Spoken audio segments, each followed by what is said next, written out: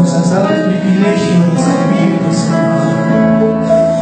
Y en esta mañana nos das el privilegio de celebrar este matrimonio juntamente con nuestros hermanos, Señor. Que es símbolo de la intimidad que hay entre Cristo y la Iglesia. Que esa intimidad se pueda vivir hoy, Señor, entre todos los que estamos en este lugar.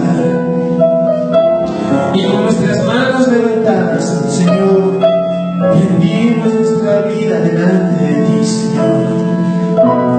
Rendimos nuestra vida delante de ti, Señor.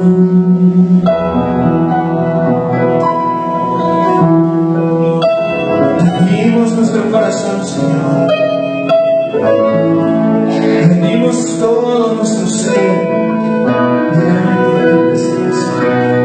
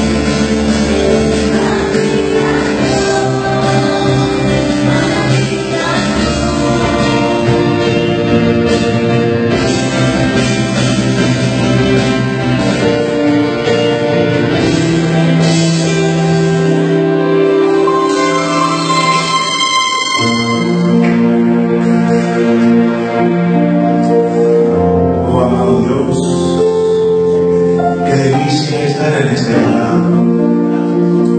Poder estar en tu casa, Señor Dios, para orar, para buscar tu rostro, para contemplar tu hermosura, para declarar tu grandeza y tu poder.